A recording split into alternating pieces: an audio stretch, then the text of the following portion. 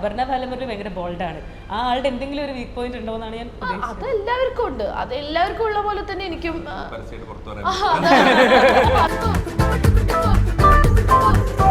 നിങ്ങളുടെ ലൈഫിൽ ഏറ്റവും കൂടുതൽ മിണ്ടിയും പറഞ്ഞു ഇരിക്കാൻ ഇഷ്ടമുള്ള ഒരാളാരാ? എനിക്കെന്റെ ഭാര്യയായിട്ടാണ്. ശരിക്കും റിയൽ ലൈഫിലും ഭയങ്കര റൊമാൻറ്റിക് ആയിട്ടുള്ള ഒരാളാണെന്ന് തോന്നുന്നു. ഉറങ്ങാൻ പോകുന്ന ഭാര്യയ്ക്ക് പാട്ടൊക്കെ പാടി.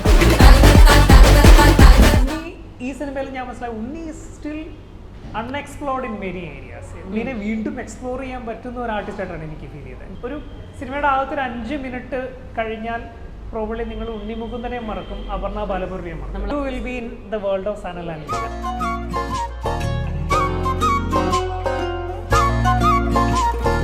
ലൂക്കയുടെ കേസിലും ടൊവിനോയെ വളരെ കാലം മുന്നേ നമ്മൾ മീറ്റ് ചെയ്തതാണ്. കുറെ ആൾക്കാർ വിശ്വസിക്കുന്നുണ്ട് ലൂക്ക ബിനാലയുടെ സമയത്ത് ഷൂട്ട് ചെയ്ത സിനിമ അതിനകത്ത് സെറ്റ് ചെയ്തെടുത്തത്. ലൂക്ക നമ്മള് ആലോചിക്കുന്ന സമയത്ത് അങ്ങനെ ഒരു സിനിമ വന്നിരുന്നെങ്കിൽ ഞങ്ങൾക്ക് അറിയില്ല സ്വീകരിക്കപ്പെടുമെന്ന്. ഓപ്പണിംഗ് സീനിൽ നായകൻ മരിച്ചു കിടക്കുന്ന ഒരു സിനിമ.